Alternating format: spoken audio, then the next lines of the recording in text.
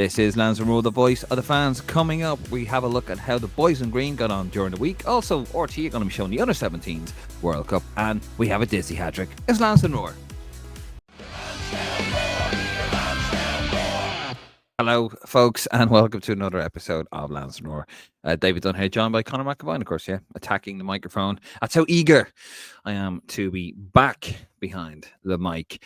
As always, if you haven't already, please do subscribe to the YouTube channel. Please head over to our Facebook, Instagram, and our Twitter account. And if you want a little bit of extra roar, just a little extra roaring cornflakes, you can support us over at Roar Plus. $4.99 a month. Why not? And also, if you just want to make a one-off donation, you can head over to Coffee, which is in the description below. Just make a donation there. It says Lansdowne Road. Don't worry, it'll go to Lansdowne Roar. Right? Trust me. And any checks, just make it out to cash. No, that's ridiculous. We don't accept cash checks. Anyway, yes, Conor, how are you? Hello. Yeah, I'm good after you brutally attacked your microphone like a horrible guy you Had it are. coming. Yeah, but no, it's good to be back on after as me and Martin spoke about on the live show last night. It's been a positive in terms of Irish players abroad since the international break. It's actually been the most positive probably 7 to 10 days in terms of Irish lads playing abroad. Like, I know it was a very tough night from a League of Ireland's perspective in the Europe with Shells. In all honesty, the first half they started well. First 20 minutes, they looked a level above Shketnia, whatever you call them, the North Macedonian team. But then they just didn't do it, and from then on they just didn't kick on. They didn't create chances, and then the other crowd weren't great either. But then they were a victim of their own demise by not taking their chances. That when they did fall to them, John Martin hit the post. In fairness, it was a great header. It was from near the edge of the box, but it's just one of those things. And then when you seen him make that stupid header go out for the corner at the end, which I know Cork City fans will be buzzing about, headed in behind for a corner, which he should never give away, and then sloppy defending at the back, and then Paddy Barrett puts the ball in the back of his own net in the 92nd minute, which was the sum. It wasn't, in all honesty, despite the fact they didn't deserve to lose the game, I'm not surprised they lost the game in the end, because it was just one of those games you could just see something like that was very liable to happen, or even, I wouldn't say likely, but it was a realistic chance. And then Rovers end tonight, probably a bigger disappointment with how they performed. They were really poor. Celia, you can see, compared this year to last year, they've improved massively. The same manager with their bitterness between Bradley and himself. What's his name? Liverpool player. What's his name? Albert Riera. Yeah, Albert Riera. Yeah, I remember. He's a decent player. Yeah, didn't shake hands with Bradley after. Real animosity there, real bitterness, and I wouldn't say hatred because they don't know each other personally, but in terms of what's happened between themselves on the sideline of football, it's not good. But yeah, the first goal they scored, the Croatian fella scored, was absolutely brilliant.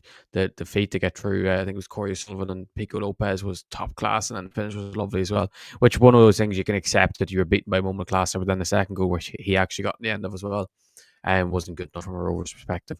They just weren't at the races tonight. They showed flashes of good football. Rory Gaffney scored a back heel type goal straight away in the second half, which was an unbelievable save from their keeper. But they just weren't. They weren't at the races tonight. Rovers. Yeah. Once they went 2-0 down, maybe you thought if they get another one, they'll be back. Which I do think if Rovers got one back, Sally probably would have fallen apart, to be honest.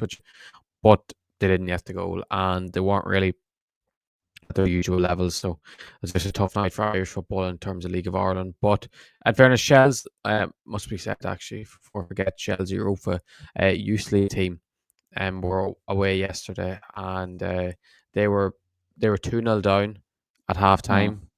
And they came back and they drew 2-2, which was a massive scoop against Zilnia. You think you call the crowd? Shalina. Zilina, is that what it is? Shalina. I've been there. And that's where we drew with Bratislava, or drew with Slovakia in 2010.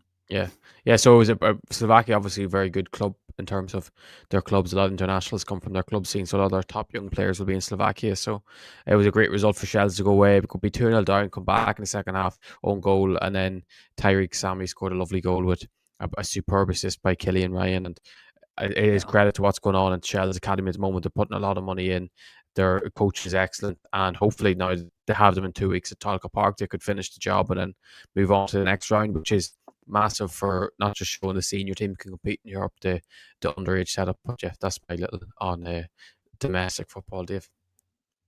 Okay, let's have a look at the midweek roundup, Connor. Apologies there, folks, for Connor's internet. Of course, he lives in the arsehole of nowhere, so hence we've just had a little restart there. So it got a little bit pixelated. God, I thought it was back in 2003 with a 56k modem. But anyway, let's have a look, Connor, and one lad who you were glowing about, somebody who you slagged me over because, I thought maybe he'd come back into the Ireland team. But anyway, here he is, Alan Brown, man of the match for Middlesbrough there. Look at him there, isn't he great? Against Sheffield Wednesday, is it? Was Yeah, it? yeah, yeah. Do you know At actually behind? Do you see that? Do you see that picture there? Do you know? Janziri. Yeah, he has that. You know that this. I didn't actually realize it earlier because there was no one at the game last night because their fans are like on strike. He has his name like embedded into the seats. Yeah, like in Dublin, you'd have like Aviva, or like in other clubs, you might have like United or something. He has his Mm-hmm. own name embedded. Yeah, it's like that's proper like dictator shit, isn't it? Like, what is he doing? Well, he is from China, to be fair. Daifan Shanziri. Sorry, he's from Thailand. My apologies. Yeah, he is absolutely running that club into the ground. And Sheffield Wednesday, a great club, a very historical club, and a family that's worth a billion like quid. And I think he comes from like a tuna company, and he's basically running it into the ground. So I think that like the Chansiri is not actually his name. I think it's a company name that he has. Oh, right, I I thought it was believe the second anyway.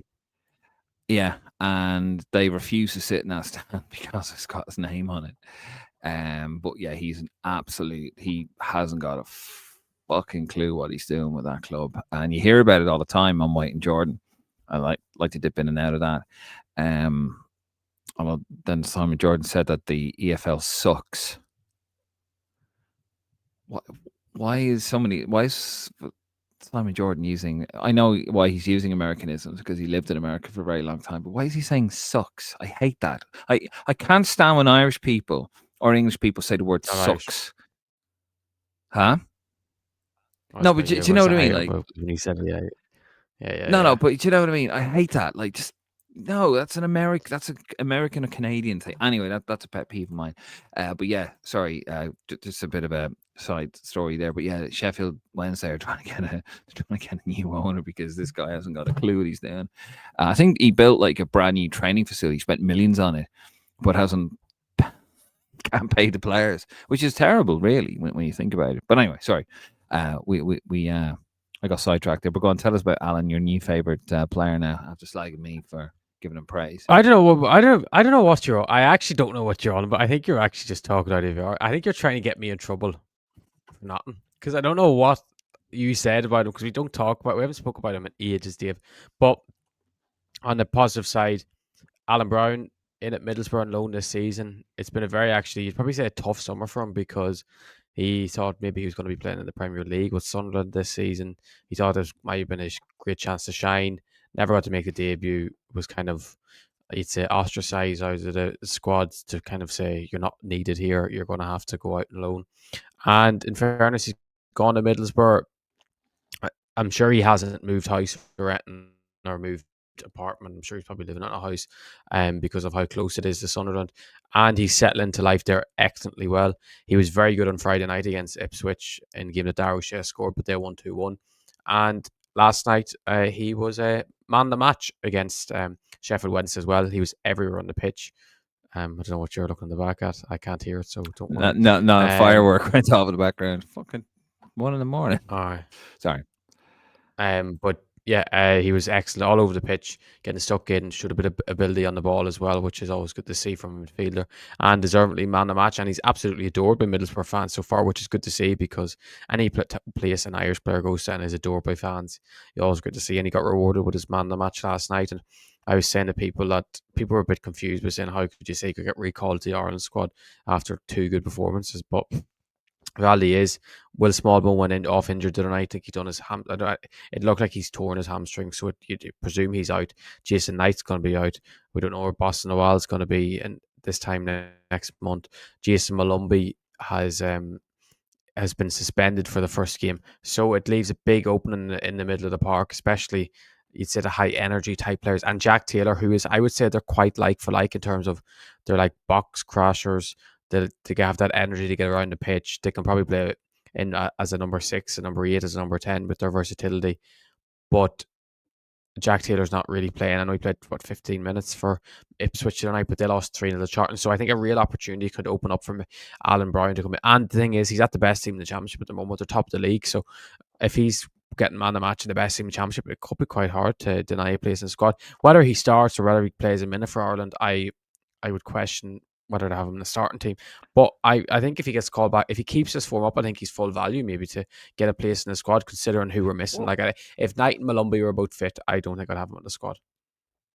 no, I mean the thing with Alan Brown is he, and you and Martin flagged me over this when I said like he always gets important goals for Ireland. He's sort of like he's nowhere near as good as Ray Houghton, right? I just want to say that he's nowhere near as good as Ray Houghton. Our mate Ray, who we spoke to in Portugal last game, nice fella. By the way, I should have got a photograph of him. In fact, Ray Houghton, hero of mine, one of my heroes growing up, brilliant player, Liverpool, fantastic. But Ray Houghton used to get the important goals, the big goals, Italy, England, and Alan Brown's a bit like that. He would get the big goals for us. Now I know technically he's very poor, has lets himself down really, and yeah, he does have his shortcomings, but he's always committed, and yeah, he just has a knack of getting goals. So I'd always have him, I wouldn't always have him. I'm lying to myself now, but there is a dearth of not talent, but if there is players out injured, it's not the worst thing in the world to bring him in. If you want to bring him on as an impact sub, if we need a goal against Portugal, and we're on the front foot, you need somebody to pop up and get a goal. He could be the guy But to I have a do it. question. How many important goals has he scored? Scotland at Top of my home. head, can't give a number off the top of my head, but he always gets the big goals, doesn't he? He always like Belgium. That was a All right. friendly. that was a friendly. Gets an important time. Well, how many fucking big matches? Like, let's I'm trying to give the lad a bit of fucking credit here. But how many big fucking matches like has Ireland played in the last few years? Actually, no, hold on a second. I take Didn't that he back. Every miss a Ireland game is a big game, Conor. Yeah, but he didn't he miss a penalty in the playoffs against Slovakia? That's a Nah, in shootout. fairness, I like Alan Brown. He's a decent player. I don't think he's as bad technically as you say. I just think that it's just the way Ireland play. It doesn't. 5 I think goals. his on who against Scotland at home is I one. don't know. Belgium in a friendly. You can check. 22. So yeah, it'd be Belgium, that'd be Scotland. I don't know. I just put his name into Wikipedia. 5 goals he's got. Yes, but he's always done actually very well when he's played at wing back for Ireland. I think when he plays for Ireland, wing back is actually his best position because he's But athletically he's very good and he carries the ball well, and then he can obviously come inside because he's naturally a midfielder. So he actually is quite versatile in that way. He's quite a versatile, he's a bit like your Mark Sykes. When you bring Mark Sykes in, you don't expect him to start. You don't really expect him to play at all. But if called upon, he can do a decent job. Like we're not expecting him to pick up the ball in midfield and drive past 5 or 6 men or pick out a 40-yard diag. I actually just think he does a job, doesn't he? yeah, I mean, I've got his 5 goals here. I actually saw his first goal for Ireland. It was in a 3-1 win over Bulgaria in 2019. I was there. Massive game. He scored. He made it 1-0 against Serbia in Belgrade. The one we lost 3-2. Huge game as well. That was a World Cup qualifier. In that colossal game against Belgium, the 2-all friendly, huge game, number 3 in the world, I think they were. Conor, that's a big goal. And then he scored one of the goals against. I think he got the opener, didn't he, to make it? Scotland when the ball was on the line and he jumped into it. Absolutely, like actually, in fact, he equalised for Ireland, by the way, against Belgium, and then he equalised for us again in Norway. A massive game in 2022. So yeah, Alan Brown's the boy for the big time. That Next, Norway goal, was that the friendly at the Viva? next. Yep, He scored one massive. maybe Are, important goal against are you Serbia away. That's saying? the Are only game I you say are about it. you saying? Are you saying that Ireland matches aren't big? Doesn't matter if it's a friendly, Connor, or a qualifier, No, or a yeah, playoff. but Huge, I have high standards. That's not huge, much. Okay. Okay, but fair play to Alan. huge. Yeah, but fair play to Alan Brown. We're proud of you, son. Good on you. The boy, We're proud of you, Alan Brown. Alan Big Game Brown. That's his new name. The big game. Rocco Vata with a goal. I Hands are forgot to put that clutch. up actually. There he is. There, Rocco Vata, your pal, Rudy Vata's son. I got into a bit of trouble with not his father actually, but I had a picture of Rudy Vata with a dodgy haircut with Yeah. Liam Brady, and I didn't know. But you didn't Even, know. but I Like, knew it was shut Rudy. up. I knew it was. Didn't your I knew it was bollocks? Rudy. But Fuck off. I sent it to you. I sent it to you, and you were like, "Who Only cares? I mean, people are after. going to comment on it. I know. All I care about is interactions. People are going to comment on it. That's all I care about. You're uh, horrible. You. Lansdowne All you Road. care about is quantity over quality. Lansdowne Road Quantity over is the quality for you. page of interactions, Connor.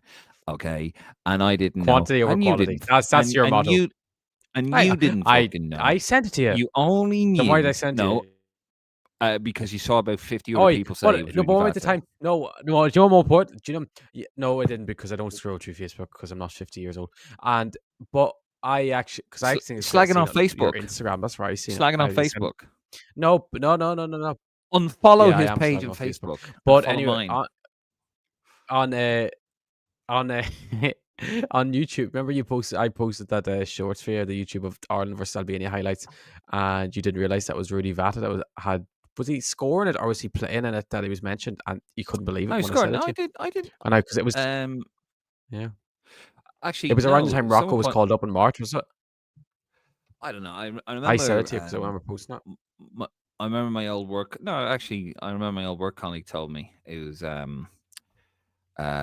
his father actually played in the old Scottish top flight. Funny enough, um, Daniel Masterton. He played in Scotland anyway, but I used to work with his son, and he actually pointed out to me because it's really bad. I was like, oh, okay. Yeah, the game against Albania, which So wasn't ignoring you shown didn't listen. on. You didn't listen to me then. No, I remember. No, I think that was actually before you said it to me. That was a game that we couldn't watch live in Ireland unless you had a Right. satellite, because a Dutch team or a Dutch TV company had bought the rights to all of Albania's games because he knew Yeah. Denmark, Ireland, and Spain. They thought they'd pay over the odds, RTE like, which is hilarious. They thought they'd pay over the odds for the rights because obviously they knew it would be a game where teams would struggle because it's a tough place to go to because they Dave. fucking what? Dave. Dave. What? When you see your boy that there's a HMRC of football come to the front, come to the table. David don't come to the table. On the this message was from the 26th of May. You sent me an honest day on the 26th, and you sent me Okay. it, and I replied, "Mad when you hear Headed Away by Rudy Vata," and you said, "Oh yeah," with no laugh faces. Never thought of that. See, No, yeah, I say sorry. but I was Say just sorry. I was humoring you, Connor. I was Don't making you doubt me. feel part of the conversation. I was just Yeah, humoring you, really making you yeah, feel yeah, like yeah, part yeah, of the yeah, conversation. Really, and that was it. yeah. Um, Never but thought of no, that. just And then, yeah. but just answering a question was that basically yes, this company thought that everyone would pay a fortune, and they didn't. As like RTE, I think they wanted a ridiculous amount for TV rights, and RTE said we're not fucking paying that, and that was it. So Satanta bought the rights and but you can only watch it in pubs, and that was it. That's why, and we watched it on highlights. See, Yeah. And, and that's why you tune into Lansdowne and Road on Facebook. will we actually talk about yeah, will we actually Yeah, talk about Rocco he Vata? scored Because we didn't talk about next. him. Uh, No, yeah. uh, He scored he the scored a winner. He goal. scored the winner for The end. West for Watford against West Brom. The other day. yesterday. He was playing very well before the goal. I got a text from someone actually saying Rocco was playing very well, and then 30 seconds later the goal went in.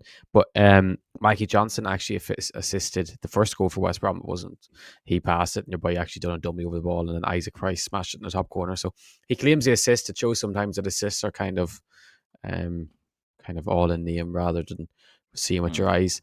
And then Rocco Vata, who was rewarded for an excellent performance, got the winner for Watford.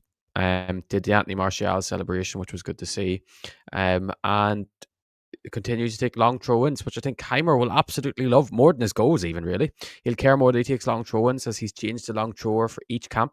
It was Jacob Ryan, then it was Festing. I think it'll be Rocco Vata in November. I'm not going to lie to you, but yeah, it was great to see Rocco shining, doing really, really well. I think if he keeps playing 90 minutes, or not 90 minutes, I think he played 70 something or 80 maybe yesterday. I think he's a cert to come back in the squad because we all know how highly Heimer thinks of him, how highly he's thought by the Irish setup in general. And I do think that the fact that on the left, like I was thinking yesterday, it's like we call up Casey McAteer, Fessy, and Ogbene all to play on the right hand side. Like that's just overkill in all honesty. It's not like we're playing with two strikers and we're calling up four strikers that you have two. We play with one right winger and we call up three. Like that's just pointless. So we're better off. I think it'll probably be dropping McAteer in all honesty because he's not really playing regular minutes for Ipswich, or he's playing 30 minutes or 20 minutes if he is. And then Rocco wants to the left. Okay. Who else impressed you? Was that it? No, more than impressed me. Not. Well, Go on. Who's the put on the crown? Put the crown on your head. And who is he? The king. We talking about me again? No. Oh, it's obvious. Martin's best friend. I know who you're talking about. Did he? Yes, what a guy. 37 years old, scored a hat-trick. First was a penalty. The second was a lovely finish, and the third was a chip. Gorgeous. Don't tell anyone. It was against Man United, under 21s, but it still counts. It still counts as in that. Beating up the kids. Whoa, calm down. I said beating up the kids. Okay, calm down. But anyway, yeah, he's back to his best. 37 years old, still doing it under Conor Howard. Great to see. Actually, Neil Ferrugia scored his first goal for Barnsley in that game. Who everyone knows from Shamrock Rovers was absolutely outstanding for them before he left. And was doing really well. Just other lads in the EFL had done well other day. Aaron Drennan scored again for Swindon because he's the top goal scorer. I think he's on 9 goals so far this season in League 2, top goal scorer in the whole of EFL. Conor Grant got a goal and assist for Notts County in the same game, which finished 2-2. George King, Ireland under 19 international race, called up, scored for Crystal Palace in that same virtual trophy. They lost to Stevenage. It was, and just to continue on EFL Championship. Southampton lost again, which I don't know if you've seen. They have a lot of uproar about Alex McCarthy in goal for Southampton. How poor he was the other night for the second goal, which actually, if you watch back, the boy shot and it bounced off Sinclair Armstrong and then hit the post, but it was rolling to McCarthy that all he had to do was like turn around quick. But because he's probably so old and so slow, he couldn't turn a squat to wine finished it. But in fairness, I watched the last 25, 30 minutes of that game when Sinclair, 35 minutes, Sinclair came on off 55, and he was absolutely excellent. Like we say that he's getting a lot of abuse from Bristol fans as of late, and I spoke about Dermot Martin, but he was absolutely superb the other night when he came on. When a free kicks he won, the manager said he's a monster, basically physically, the way he scares defenders with his pace in behind, and that he's improving so much on his time and his runs that he's never not offside anymore. And he said what he offers them is unbelievable by how much of a monster he is in that aspect, and good to see him back and doing well. And I think if he keeps like this, like the goals will start coming, because if he's getting himself in the right, well, it's not like he really had the chances. He kind of has to create them for himself, but he's doing really well, which is good to see. Actually, I meant to say, James Banquo was brilliant for Watford last night. But just on other midweek person that you will be happy with, Dave, at Trent Conor-Doherty at your beloved Liverpool with 2 goals for Liverpool. In the Youth League, 2 excellent goals. He's now Liverpool's joint second top goal scorer ever in the UEFA Youth League. He had a really good performance. I watched about 70 minutes of the game, and he was very threatening. Actually, it was a brilliant game. I think Liverpool won 4-3 against Frankfurt, and good to see Trent get 2 of the goals. He's kind of outgrown that level, to be honest. At this stage, you can see he's ready for a loan, but it's just about getting the right loan. I think that's probably why he didn't go in the summer. I don't think Liverpool maybe were happy maybe what the options were, because a first loan can be crucial for a lad that don't want to kill a Yeah. confidence if it doesn't go well. But yeah, great to see Trent doing very, very, very well. Good stuff. And last thing we're going to talk about before we wrap it up is obviously the Under-17s World Cup being shown on RTE, so we can follow the young boys in green. Oh yeah, and by the way, Liam Scales scored tonight, which is more good news. He scored a lovely finish. Did you see his goal? I did see it. It was excellent. It was a nice slotted finish. Yes, It was very yeah. good. Yeah, Lovely it stuff. was very good. And yeah, just to be quicker, yeah, the Under-17s been shown on RT and on Premier Sports. I think it's that Premier Sports are just showing the whole competition, and then RT are showing the actual Ireland games, which is good to see, isn't it? They have that national coverage for both. It's probably got 2 competitors competing for rights, and they're both getting to show some of it anyway. So it'll be good that we get to watch maybe Ireland's oppositions when Ireland aren't playing. So yeah, great to have that on national TV. The whole country will get to see a group of players that I think could do very special things in this tournament. So hopefully they can, because the thing is they're only kids at the end of the day, but at that age anything's possible. And there'll be loads of content on the channel surrounding the tournament as it approaches, which is in the 5th of November. So what you'd say 10, 12 days or so? Mm-hmm. No, absolutely. We're going to be all over that, and we can't wait for that. It's going to be fantastic. Where else are you going to be? Lansdowne Roar, isn't it? No, fantastic stuff. And yeah, that's going to wrap this one up. This is just a little bit of a weekly roundup to add to our already stacked schedule and our content. And of course, you can check all that out on our YouTube channel. If you haven't already, subscribe, please. Also, head over to Facebook, Instagram, and Twitter account. Give Conor a follow over on Rep Tracker on Twitter and, of course, on Facebook. Head over to lansdowneroad.ie. And if you want a little bit of extra Roar, you want to support what we are doing, Roar Plus, $4.99 per month. You get some extra content, state of play, bit of Raw retro, and just extra bits and pieces. That is developing. That is going to get bigger and better. We're just kind of figuring out what we want to do. Also, fan videos if you want one. Nothing dirty. Although I will do most things for money, to be fair. And if you want to just give us a one-off donation or just support us in another way, you can also head down in the link below and buy us a coffee. It says Lansdowne Road, but don't worry, I'll share it with the lads. Most of it anyway. Tax for tolerance of Conor, and I'll be put over them every week, and Martin as well. Anyway, we're going to leave it there, guys. Thank you very much, Conor. Thank you. You're on. Sorry? That's if you're on from me and Martin. I'm on the now, ship. aren't I? That's why it's going fucking circles. But anyway, thank you, Conor. Thank you for watching, and we really do appreciate it. Of course, we will be, they'll be live next week, and of course we'll have League of Ireland review as well during the weekend. Lots of other stuff coming on. Anyway, this is Lansdowne Roar. We're the voice of fans. See you on the next one. Good night.